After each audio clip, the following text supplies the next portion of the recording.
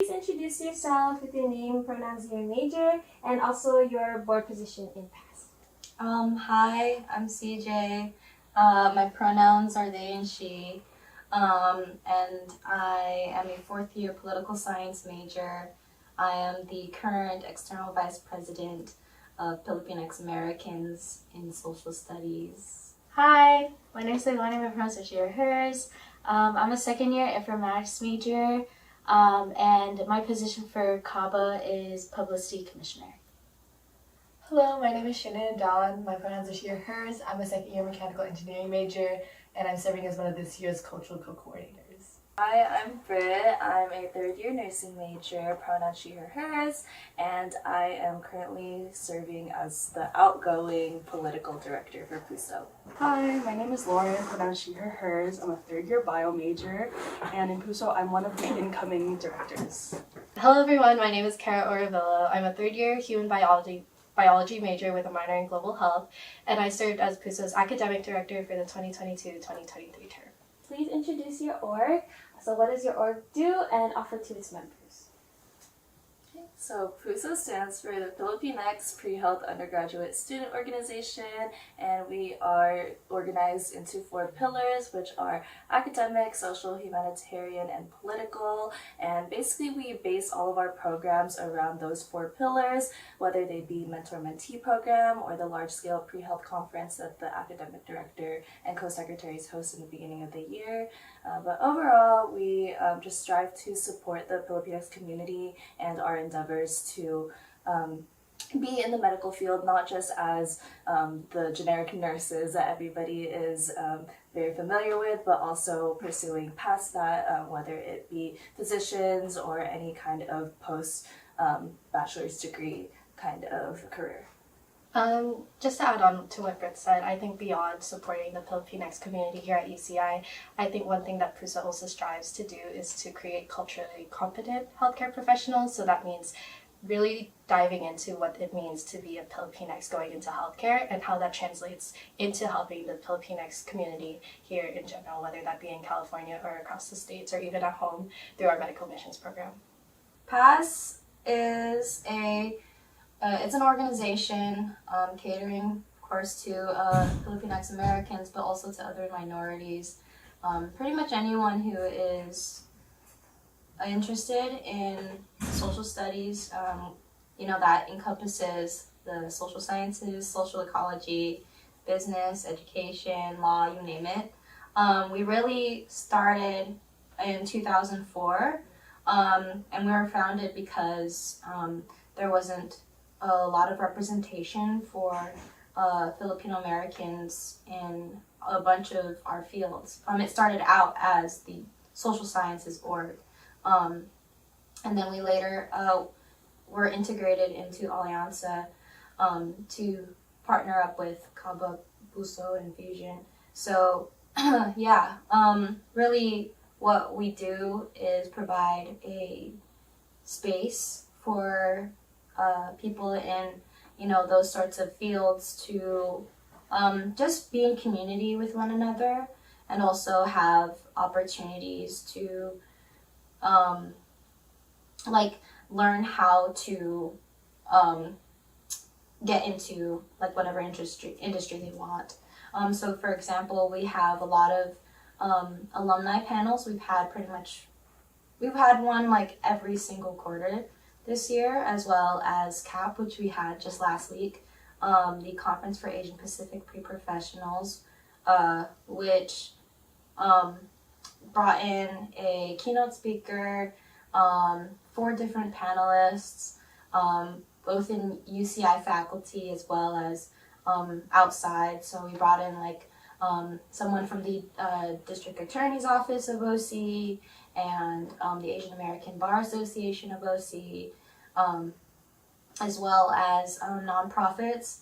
So getting into that sort of work, allowing people to learn how to get into those kinds of work. We also we create workshops as well. We've had a resume building workshop. We've had an interview workshop. yeah, so just getting people ready for entering the workforce, as well as just providing a space where people can have fun and, feel supported. So Kawabayan is one of the orgs under Alyansa, and it is predominantly a cultural organization. And a little background, Kawabayan refers to fellow countrymen. And so I'll be passing on to Leilani for our Yeah, so in Kababayan we have 5 pillars. So we have cultural, political, community, social, and academics. So I'm gonna list like 3 of the pillars and just talk about different programs that we have under each of the pillars. So for academics, for Kaba we hold study hours just for our members to have a nice space to study with other general members. They can ask each other for help, and it's also a good way to meet other general members as well. And then for political, SIPA holds these program called Community Talk, where they talk about different political issues that are happening in the Philippines, and opens it up to general members to have an open discussion, so people are able to learn more about those issues. And then for social, we have something called K-FAMs, where the 4th years are ates and kuyas, and in each fam there are general members, which are their outings, and it's just a great way to meet other general members within the space in a more intimate way, because Kaba is such a grand org, and there are so many people that we understand sometimes it can be a little overwhelming to try to meet everyone. So I feel like K-FAMs are really a great way for people to meet each other in a more intimate space. And then I'll be passing it off to Shannon. Also wanted to add, for the academic pillar, we do have our camp mentorship program. That's whenever we get paired with mentors and mentees. So I'll be talking about the community pillar. In our general meetings, we really stress like the community aspect, getting to meet new people, whether that be those who are Filipinx identifying and those who aren't. I just feel like coming to general meetings, it's just a big community to be a part of. Kabayan itself just like is a really big community to meet other people from different walks of life, different majors. So yeah, and then with cultural, we have our KDT, which is our cultural dance troupe. We have practices every week, and then we perform for on-campus and off-campus events. And we also have PAM, which is Filipinx American History Month, in October. And during that time, we host our PAM general meeting, as well as have our hi-fi trips, historical Filipino town field trips, where we visit historical Filipino town in Los Angeles. Why did you join PAS, and what or who kept you in the organization? I joined PAS last year when I transferred into UCI as a 3rd year. I initially joined CABA, and I met actually the current internal vice president, Angela, when they had like those flagpole meetups to one of the first general meetings. And we attended that together, and I met her, and I knew that she, we had planned to go to the first PAS Gen meeting together. And that's kind of how it started. I met Nika, who was my predecessor. I met Myra, who was Angela's predecessor.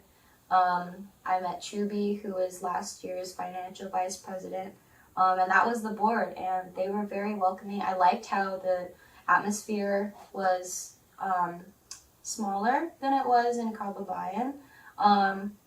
You get like a very like high energy sort of setting in Kaba, but in PAS, it's a smaller group setting already.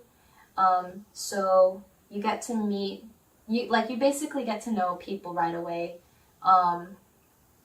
Whereas, like, in a larger setting, you kind of have to find your people. So, yeah, when I joined PAS, that's kind of what started me to become, like, a regular member. I just got to know people more, and I became an intern, and at first I didn't think it was gonna stick with me because it just was at first just something I wanted to do professionally. Like I was getting involved in like a dance club, I was getting involved in Kaba, and those are fun things. So I figured, oh, I might as well go into this like sort of serious thing. But it turned out like, you know, I just found community there. So yeah. Coming from an area of not too many Filipinos, coming into UCI was a really great opportunity to do so. And when I saw that there was an organization that also supported the pre-health aspect of me being at UCI, I was like, oh my gosh, perfect for me. And that's what initially drew me in. But what really allowed me to stay was actually my current mentor, Melanie. She asked me for a one-on-one while everything was online, but we were both living in San Jose. And it was just a really great way for me to get to know not only the organization, but realize like, wow, these people actually care enough to put in the time and energy to want to meet with me and get to know me. And I soon found out that a lot and most other people that I met through this organization were just the same, and I wanted to do the same in the coming years that I was in Fusco. When I first got admitted to UCI, like I knew I wanted to join a cultural org, but I didn't know which one because I am part Japanese as well. So I was like, oh, I was just like looking around and I saw Kaba's Instagram and I was like, ooh, this looks fun. And then I also and then I saw them like at the booth at like AIF and like talked to, I think Dion, who was the president last year, and he was very welcoming and really nice. And then also when I went to, I think it was the JFAV meeting hosted by SIPA that fall quarter, like I was able to learn so much about like the Filipino like culture and history that I never really got growing up. So I really wanted to like learn more. So that's why I decided to like stay in the space. And then a big factor that made me stay in Cabo was my K-fam last year. Shout out Chico fam. Chico. They really created such like a nice open space for me to just like meet new people within the fam, and like they were very, very encouraging for me to like go to general meetings like and stuff like that. What was the history behind the creation of PASS? Yeah, so as I was talking about before, the history of how PASS was founded, it was established in 2004. And we actually got to talk to one of the founders at last quarter's alumni panel, and he told us, Jeff Burbulis, he actually said that like the reason behind founding PASS was because like there wasn't an org at the time that really catered to people outside of STEM. And because it was just kind of difficult to find a professional space that catered to those fields, but also took into account like the importance of Filipino identity. That's why like he and one of the other founders, Melissa Ramoso, and a couple of other people, they got together and they really started to organize this club, and they started out really trying to establish their identity as a professional organization. I remember he said that in the beginning years they were really trying to like get into all these like business associations and like affiliating with different academic departments and things like that, being really involved in the division of career pathways. So yeah, that's kind of how it started off, and from there it just kind of flowered. But then, like, of course, like around the time of the pandemic, a lot of people just kind of dropped off, whether it be from, graduation or just, the like sort of difficulties that come with running an organization in times of like just like the pandemic. So it was just really really difficult. But yeah, so we've spent like the last few years trying to build ourselves up again, and I think it's going pretty well. So yeah. CABA was founded in 1974 by Rose and Florence Ibanez. And Rose and Florence were the first co-chairs of CABA, and they were also like founding members. And Florence had a long history with activism within the Filipino community.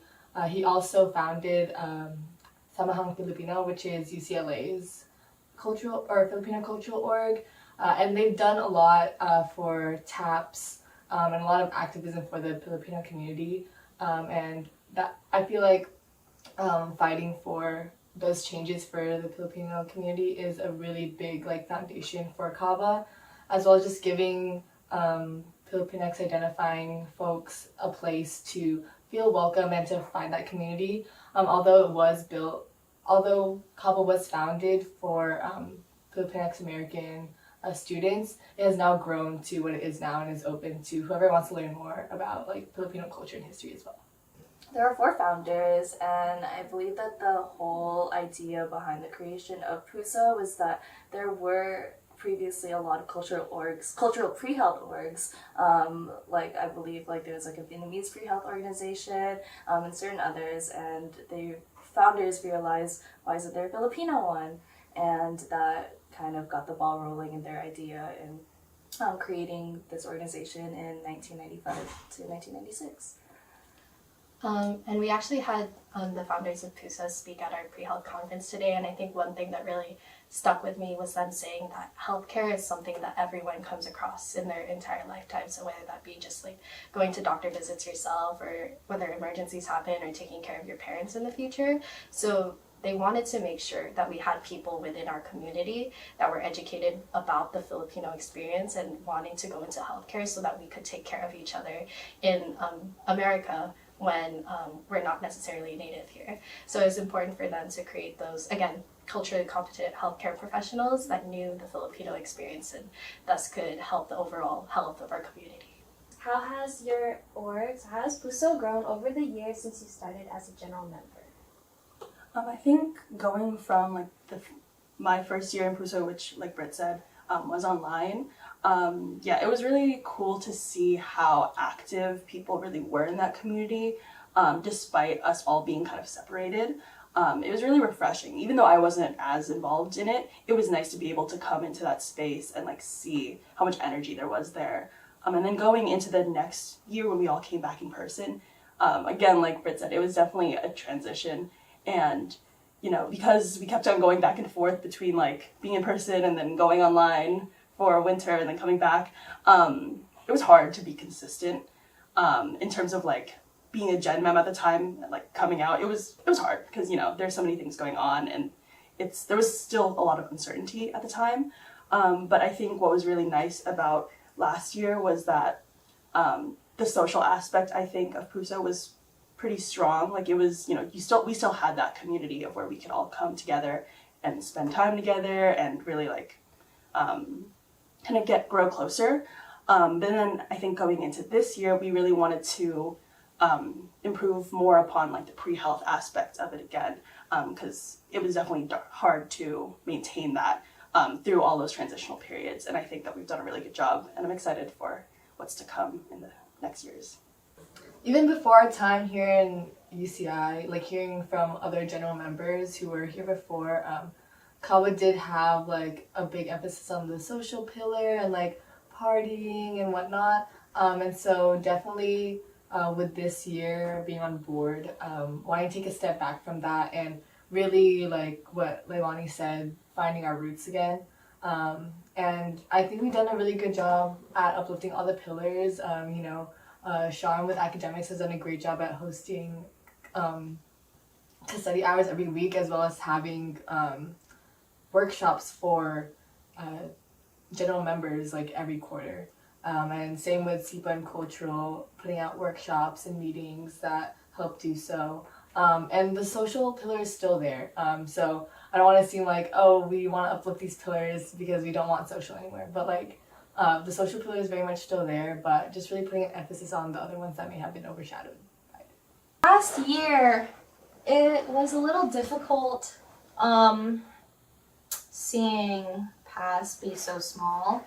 I remember when I first joined as a third year and as a general member, sometimes the only people who would join meetings would just be like board turn. It would just be Myra, Truby, Nika, and then all of the interns, and then maybe like one or two general members.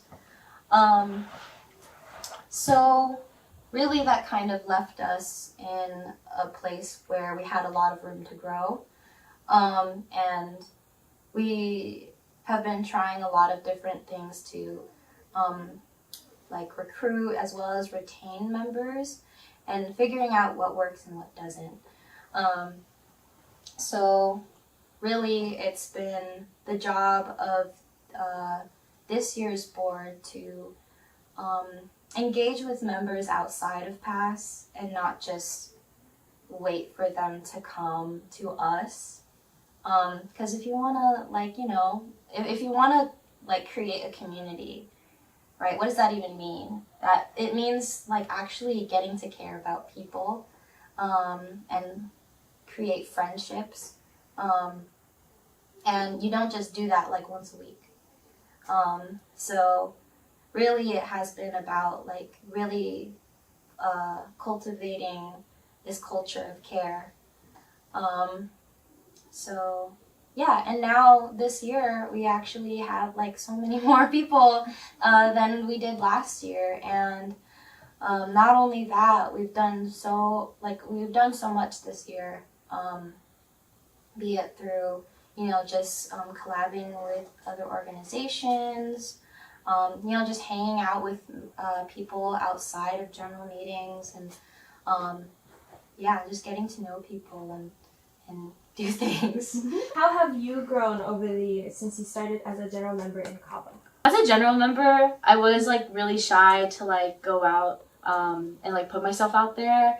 But after seeing like the intern class of last year, like having so much fun and like being able to be more involved in the club, because I guess like towards like the middle of winter quarter, I was like, oh, I do wonder like how they like put out all these programs and stuff like that.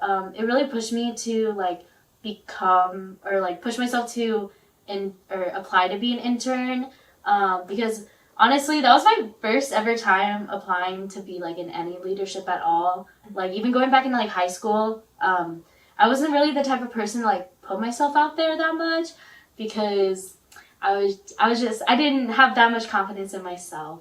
But I think because I had like so much interest and curiosity about the behind the scenes of Kava, it like pushed me to become an intern. So honestly, like interning under historian, shout out Rosie, and then also SEPA, the SEPA chairs, shout out Pammy and Ronnie.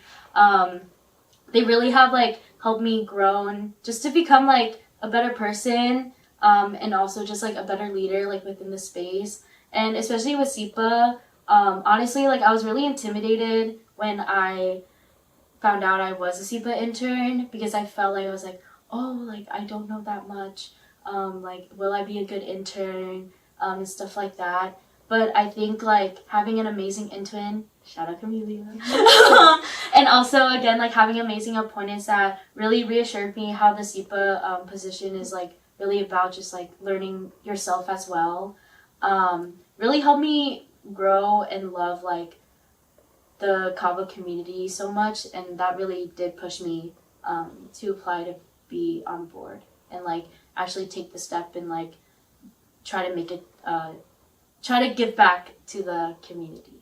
Well, I have only been here like the past year. I'm a fourth year now, but oh man, I think personally I've grown a lot since transferring to UCI and becoming part of PASS. There have definitely been times where I just take a moment and I wonder, like, what am I doing? And it really takes like a moment to like, it takes me a moment to ground myself and kind of like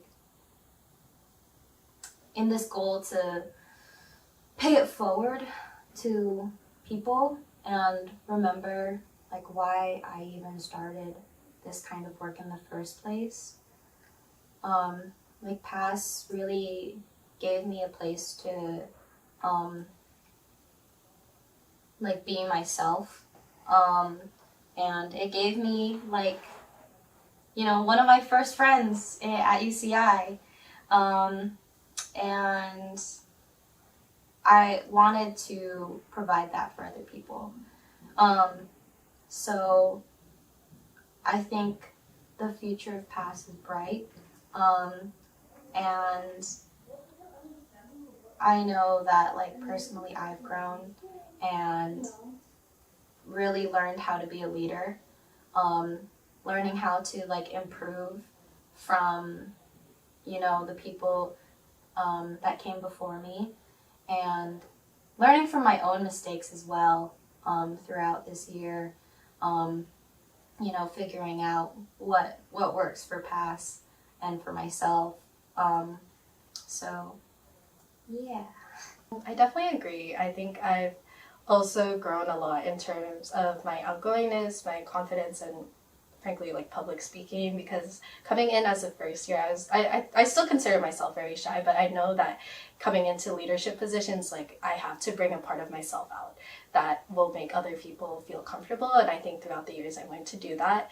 But I think most importantly, Puso has taught me how to be kinder to myself. I think I came from a high school that was very competitive, whether that be like through grades or any competitions that we were in, so I never gave myself like a lot of grace when it came to the work I was doing, and I would always let my work show for itself, but I was never like, I wasn't proud that it was me doing the work, if that makes sense. So I think through Puso, I became more confident in my identity, like being Filipina, being pre-med, and showing that that was an important facet of who I am and an important facet to show like general members. So I think through that confidence, I was also able to develop as a leader coming into my director term, and knowing that this was going to be like my last term as director, I think that I was also able to create a space for growth for my board members as well as for general members alike. What advice would you give to your first year at UCI South, both in PASS and as a college student in general? I would tell myself to slow down. Coming in as a transfer, it's so difficult to come in and everyone already kind of knows each other. I remember feeling really lost at first. I didn't know anybody, and I didn't really know where my place was for a long time. And it really just took like like a good part of my first year here, just like throwing things at the wall and seeing what sticks. And because like over the time that I've been here at UCI, because I try to involve myself in as much as possible, what ends up happening is that I stretch myself thin, because I feel like I know my time here at UCI is extremely limited, and so I feel like as a transfer I have to play this game of catch up with everybody. And like the growth that you experience is so exponential, honestly. So I would tell myself, just take time to enjoy things and don't worry too much about like where other people are at, because we're all growing at our own pace, and really the most you could do is just like try to enjoy it. Go out more. That would be my advice. I think that coming into college, I was very kind of still in my high school mindset of like, oh, I have to get good grades, like I had to make parents proud, and I still know that I would have had the capability to make my parents proud, but I really just like spent way too much time hyper focusing on certain things that wouldn't have really mattered in the end, and a big part of that was my grades. And I'm not saying, you know, like stop caring about your grades, but a big part of college is really just finding the balance. And for me, I didn't realize the importance of finding the balance until I found myself late in my second year realizing like, wow, I did not take advantage of a lot of the social opportunities or the other non-academic opportunities that came my way. And so that really encouraged me to step up. And even though like I'm an upperclassman now and there are certain opportunities that would generally be taken by underclassmen, I'm still going out and taking them because you're only an undergrad once. You really only have these chances once sometimes, and so this is your time to grab it. Better late than ever.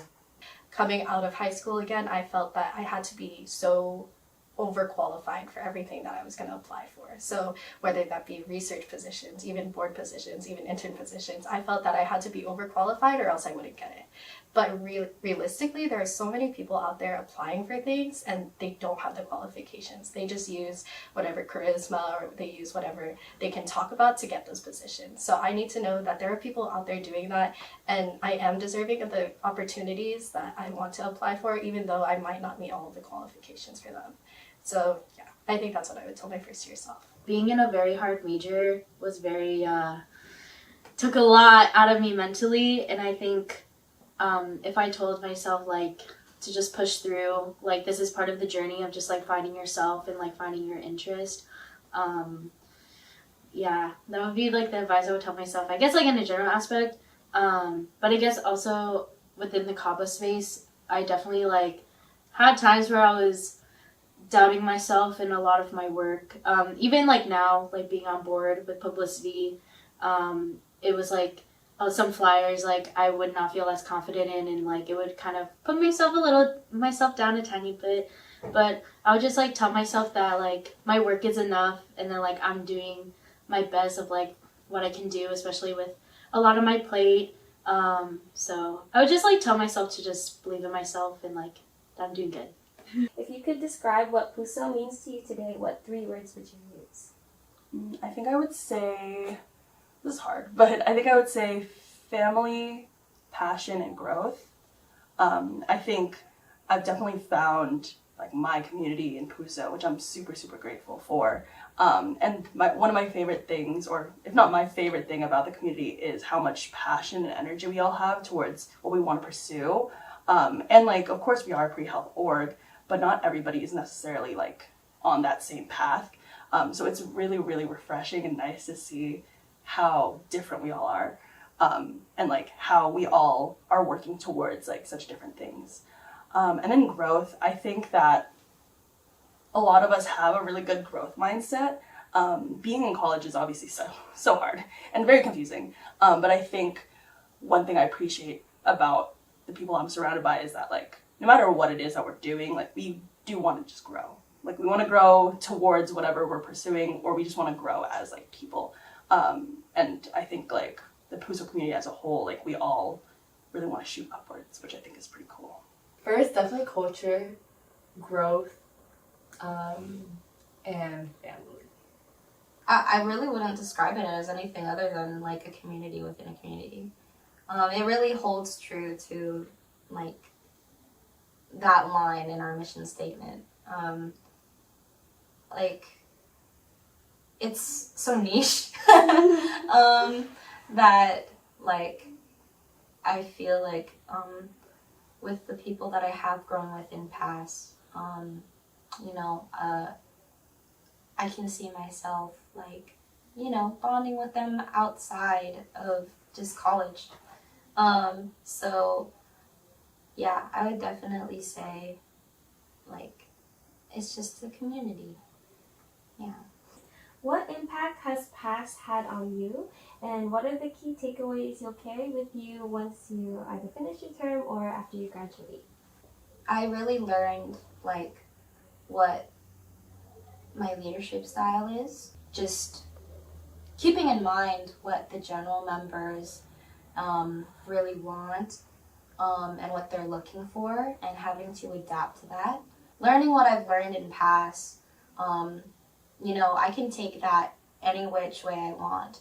And I can see myself taking it in the way of just like seeing what speaks to people and knowing that like our identity as Filipinos is crucial. Like, why do we even seek a community of Filipinos in the first place?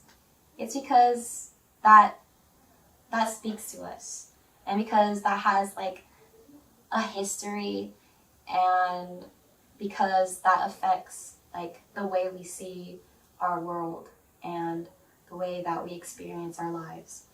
Definitely, the biggest takeaway with Kaba will definitely be the people that I've met and the friendships and relationships that I have developed in the club. Literally, like, the people in Kaba are literally the most amazing and, like, hardworking people, like, on board or just general members. Like, everyone is so sweet, and, like, seeing, like, at least one person in Kaba, like, around literally makes my day. I agree. Thanks. Okay, no. I definitely agree with everything that Lani said.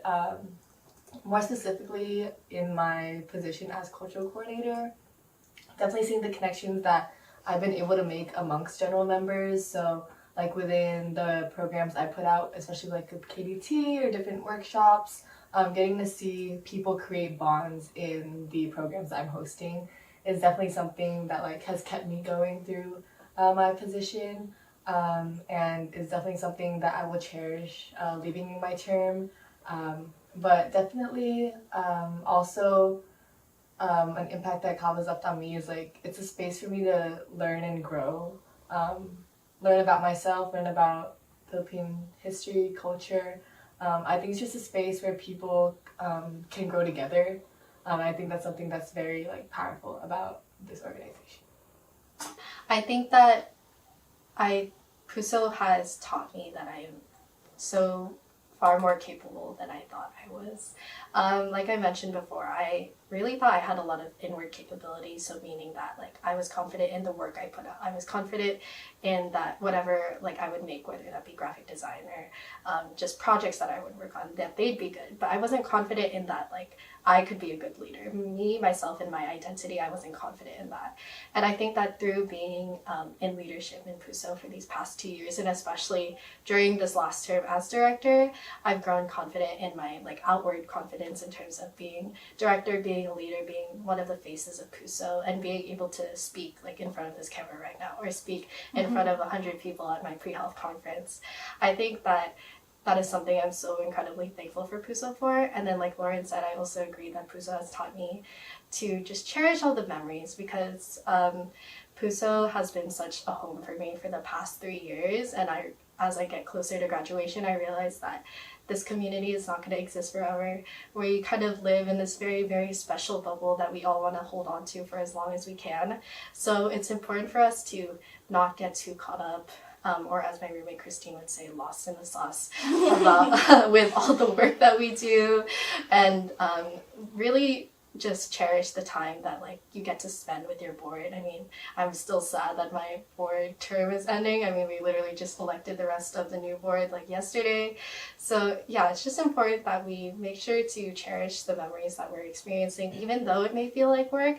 When we look back on this in like 5-10 years, when we're in like a professional healthcare setting, when not everyone looks like us, not everyone understands us the way that we understand each other right now, we're gonna look back and say, I'm so thankful I got to spend all this time with these people. What advice do you have for new Philippinx or Philam students looking to better understand their identities?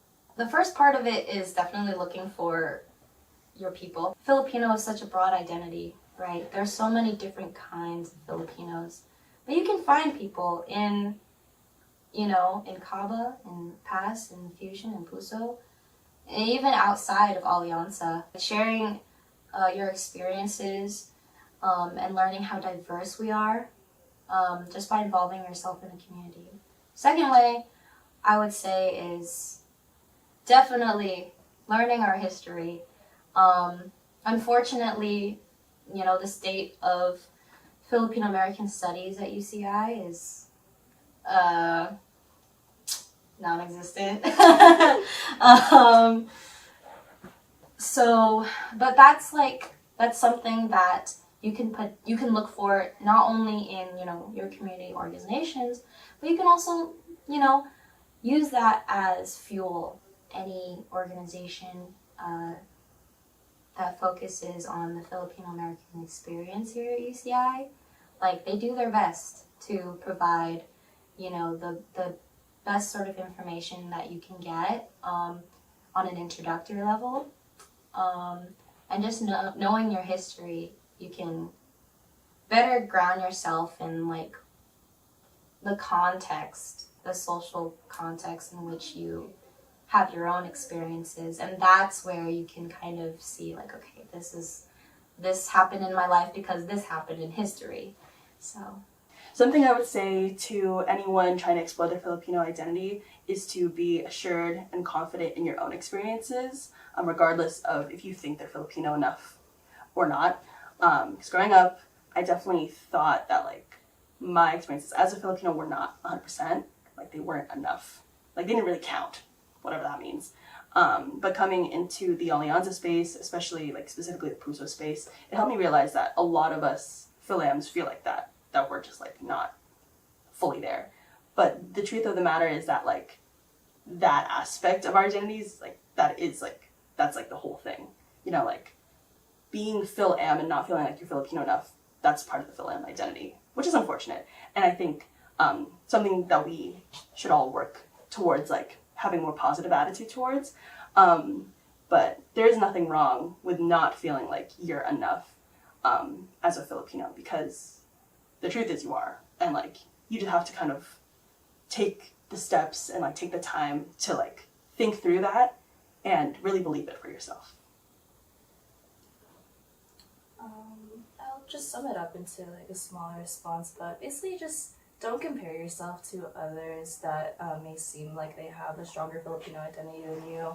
And, you know, like, just because you can't speak Tagalog as well or at all, or just because you didn't live in the Philippines for a certain number of years, doesn't mean that this identity is any less for you, or, like, you're any less accepted into that identity or community, because like these other two mentioned, like, it's really, like, your upbringing, like, there are a lot of things out of your control that led you to this space, but you know, the Filipino identity is still in your blood, and you should still embrace that. Just trust in the fact that, like, you can also take it upon yourself to learn. So I think that being proactive is a really good thing, and taking initiative if you truly want to learn. There's so many resources out there, even outside of, like, UCI, like, there's different things that you can go to further understand the Filipinx identity. And I think something that a lot of us can relate with as, like, Philams is, like, just a disconnect between, like, the homeland and, like, here in America. Just know, like, first and foremost that being Philam identifying does not take away from the Phil part of that. Know that, like, you're still, like, you still have that, like, within you, you know? So I know there's, like, a big conversation about that, but just know, like, it's enough. And just, like, you know, take it upon yourself to, like, research even the littlest things that you're, like, interested in. Educating yourself, you know, even a little bit is better than, like, not educating yourself at all. So I think just, like, definitely taking that initiative. So what impact do you hope to leave on Puso, and what are your hopes for Puso after you finish your term / after you graduate? I think, honestly, my pride and joy of my entire career in PUSA leadership was my conference. It was a pre-held conference, and the title or main theme of the conference was Live Your Legacy. I was very deliberate with using the word live instead of leave because like I said during my conference, I believe that a legacy is not something that you can just passively leave behind, but something that you need to work towards enacting every single day. And beyond that pre-held conference, I think that's something that I hopefully embodied throughout my leadership terms, whether that was my term as public relations coordinator to my term as academic director this year. I hope I instilled a sense of all the work that you're doing for anything that you're doing, whether it be within PUSA, whether that be in the research lab you're in or the classes that you're studying for, needs to be for a bigger reason, and you should keep in mind the bigger picture every time you're doing something, or else you're going to get lost, you're going to get confused, you're going to get burnt out. And I just hope that that sense of being deliberate about your actions is something that I passed on to my board, to general members throughout this year.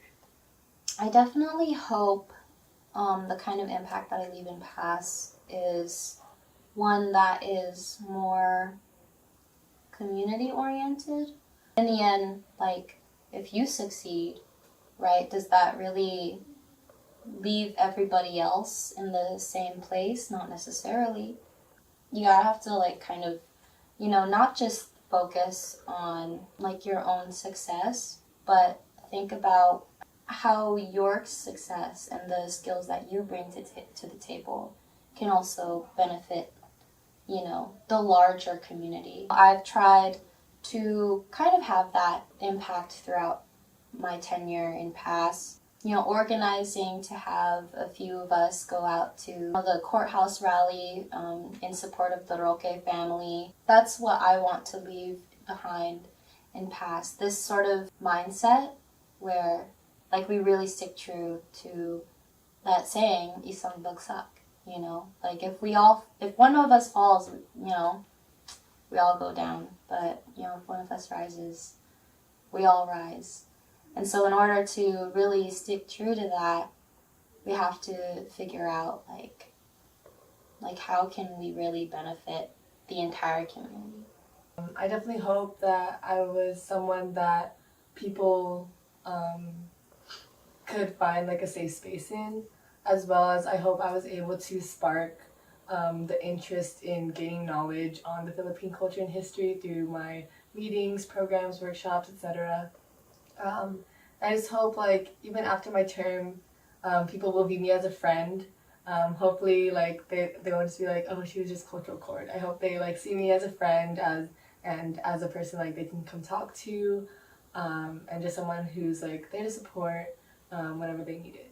How I want to see Kappa grow in the future, definitely, like, pushing to instill really, like, the equality within the pillars, and all, like, there's a lot of growing, like, as leaders in the Kappa space. So, like, obviously, like, not everything is gonna be perfect, but we can only hope that, like, things can get better, because there are definitely, like, things within our term that, like, weren't perfect, but we hope that, like, our future successors will be able to fix those things and work towards that. But at the end of the day, I just really hope that those who come after us really put into consideration of what the general members want, and, like, know that if they are, like, serving on board, that, like, they're serving the general members. So really just, like, having the love for the org and having the love to, like, give to the general members as well.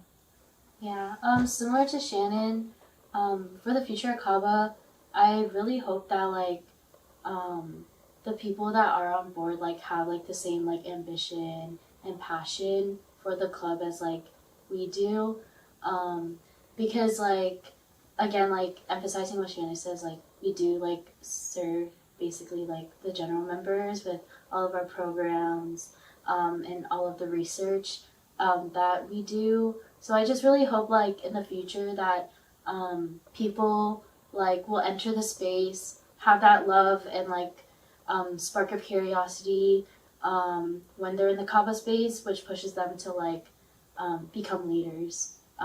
Because again, like, Kaba is, like, has so much room to, like, grow. like in the future.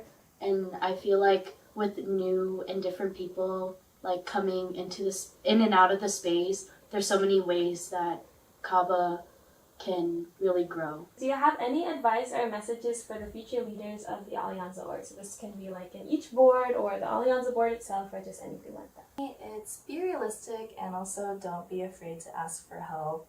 I think speaking upon a good amount of our boards, we do have relatively large boards with a lot of people, and although each position usually has like their own programs or their own obligations to worry about, a big thing that we have always said in PUSO is board before position, and I think that contributes very, very much to having a successful board run a successful organization. And just realize your capacity. Be realistic with the goals that you set. Be realistic with the programs that you introduce, because you don't want to go into the year introducing so many ideas and realizing that your board may not necessarily have the capacity for it. And it's going to be a lot more meaningful for people to have a few really good programs rather than have many opportunities to do them, but to have them be, for lack of a better words, mid-experiences. So yeah, definitely make sure that you utilize your resources and know how to ask for help if it's within reach, and just be realistic in the way that you plan your year. Above anything, just take care of each other. Like that's pretty much all anyone comes into these organizations for, is to like have a sense of belonging. In such a huge space like UCI, it's really difficult to, find people that you can feel comfortable with. So above anything, just take care of each other. I'd say remember your why when things get hard. Remember why you applied for your position in the first place, and really just try to have like a positive outlook on things. Like try to find the small wins in things. Try to find like the beauty in like your programs or just like small connections that you've created, and also give yourself grace. I think we're our harshest critics, especially as leaders, but know that you're doing great and that you're leaving your impact on like your org, whatever org that may be. So just know, like, trust yourself, and also don't be afraid to ask for help. Like, they are enough. Like, they were chosen for those positions for a reason, and they are enough, and they have the right capabilities to get the job done. Mic drop. What is your favorite part of Alyansa? Just like casually like passing by people like in different Alyansa orgs and like them be like, hi, how you doing? Like just those small like simple conversations are so cute and like heartwarming, because like even if like I don't really know them like too much and like we kind of just know of each other, like we're still comfortable enough to like have like a good conversation and just like, see how we're doing, maybe how like each of our R's are doing. So I think just like the community like as a whole, like within like Alyansa is just so cute. Just because like it's so easy to talk to people, because everyone is just so nice and welcoming. Yeah. I just love the people. Like they're just so amazing. Definitely to add on, I definitely agree like the community aspect, as well as just like knowing you're never alone in anything. There's always a community who has your back. So yeah, it can get lonely, but you're actually never alone. I really love how, because of our history with one another, we all share like this sense that like we're in this together. And I know that it's like sometimes difficult because we're all kind of dealing with our own individual organizations. I don't know, maybe that might say something about the structure of Alyansa and how it operates and how it can grow into a more sustainable coalition.